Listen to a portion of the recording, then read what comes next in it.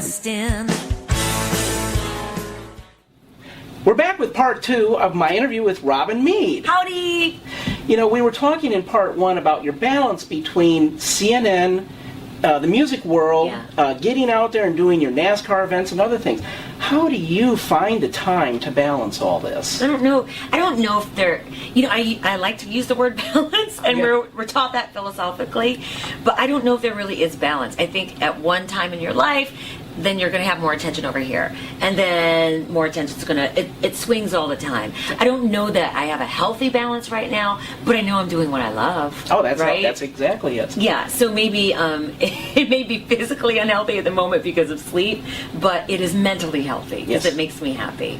Yeah. Now, you have to have the best bosses in the world allowing you this balance, so that you can take the time off, not only to do your music, but with all the travels you do. You know what, I think they are, I can't read their minds, but I think they're just very wise about knowing that people nowadays, most of us are multi-platform. Whether you're an artist or a journalist or not, even if you're an accountant watching this, you're probably multi-platform in that you probably advertise maybe on Facebook, or you write something about your job, and that gets the word out to people. Maybe it's just a picture on Instagram, it's tax day, woo! That's multi-platform. And when you're multi-platform, maybe someone who hears the music might come back and sample the news, but stay. So therefore, it benefits everybody. And that's just the world we live in. Your demographics from music will come in to see you on the show, and the people on the show who know about your music are going to go, let's go find the album. I joke that I'm in some ways an accidental ambassador for country, because I know that when I say to many of our viewers, hey, here's my new album, sure hope you like it, sure hope you buy it, that some people will, just because I said that, even though they may not like country music.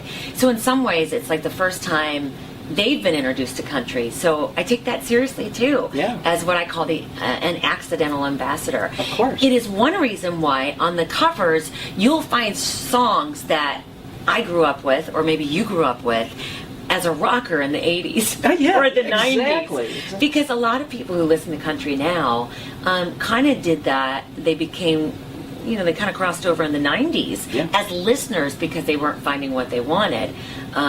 And those are the people who grew up with Bruce Springsteen or John Mellencamp or Tom Petty or Chrissie Hynde, the Pretenders. And so that's another way to win them over as well. I'm going to date myself. I grew up with like Doobie Brothers and Fleetwood Mac and REO and those guys. Little Rumors, Rumors. So we're talking about multi-platform, and I have to say I was watching the broadcast, and you've got yourself a very unique social media account, don't you? Today, I was tired. I was so tired. This is the first day back on the air since my album launched last week, and so I was in New York, and then I went straight into hosting the Daytime Emmys in Los Angeles. And if you ever want to make your mouth messed up, do mornings and then do a time change. And then come back. 3-hour time change, too. Yeah, so this morning my mouth wasn't working, and I meant to say, send it on my Twitter account is what I meant to say. I missed the W. You missed the W. That way. Think about that. So it made a big sensation in the studio. They were like, all we could do to not, totally become 12-year-old giggling children. Well, that's the cool thing about your show is you have such a great repertoire, or rapport, I should say, between each other, that you're able to joke with each other, make fun of each other throughout the day, and it brightens up that morning. I hope so. I mean, it's not, believe you me, I've been in local news before I came here 12 years ago, and there is a crosstalk that is forced and it's fake, and that doesn't put your audience at ease.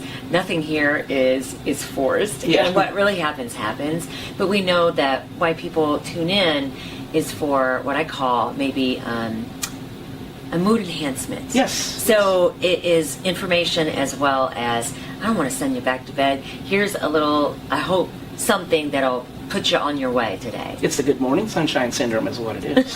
maybe so. Now, speaking of on-air flubs, you had yourself a wardrobe malfunction at the Emmys, didn't you? Yeah, oh my gosh. So the Emmys were held, the same place the Golden Globes were held. It's a big prestigious event, and I'm so happy to host it. I had 3 wardrobe changes, and the last change, they said you have 5 minutes. That's forever in TV time. Oh, yeah.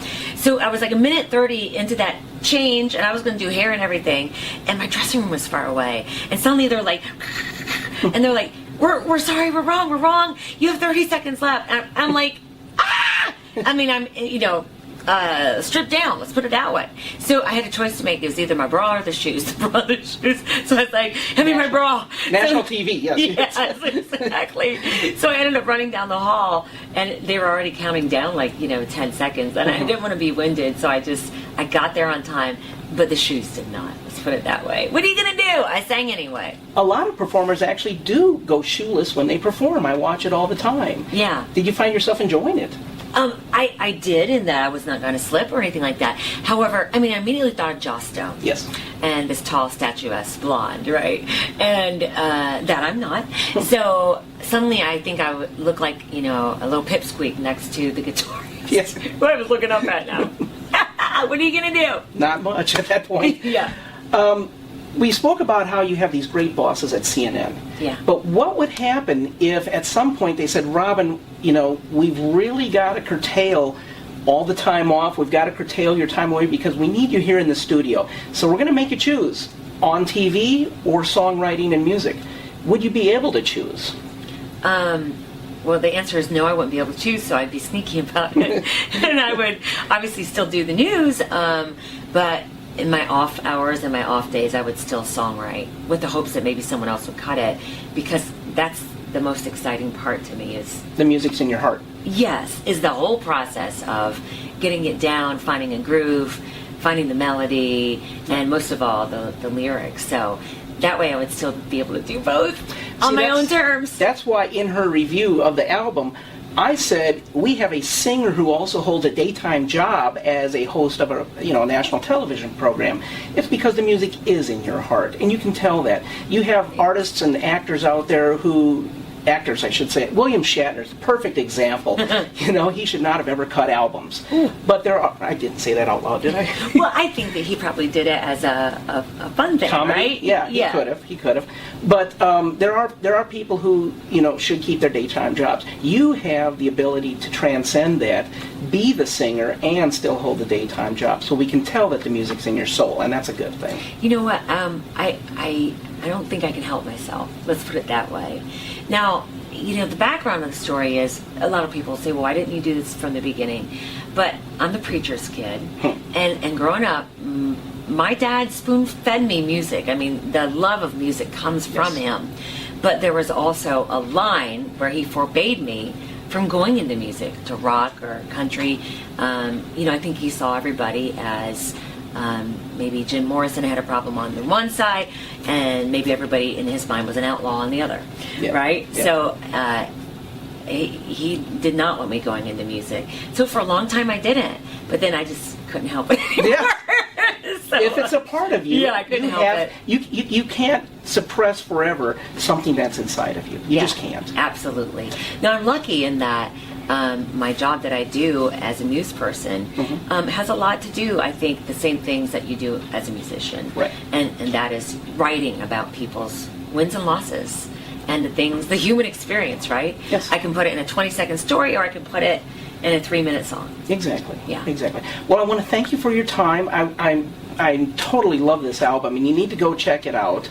You tell them where they can find it. Oh gosh, thank you so much, Dan. So it's at Target stores in the interactive display, not the CD section, but over in the card section, there's an interactive display, and you can push my face. You can test the music before you buy it, because I understand $10, you don't want to go buying something and then go, I don't like any of the songs. You can actually test this. If you are of the digital age, then it's on iTunes, and you can test it for free as well before you drop it. But it's $10 for 12 songs. I think it's a pretty good going rate. That's less than the 99 cents iTunes charges. Exactly. So you get a deal. Yeah, well, I hope that you enjoy it, and I think that there's something here for everybody, and I think that the songs hopefully will speak to you, and that it's just something that you want to hit replay on. They will. Cool, thank you. Thank you, Robin, and thank you. Check us out on musicnewsnashville.com. Evening moonshine. No, that doesn't work. That doesn't work. It's got to be morning sunshine, yeah.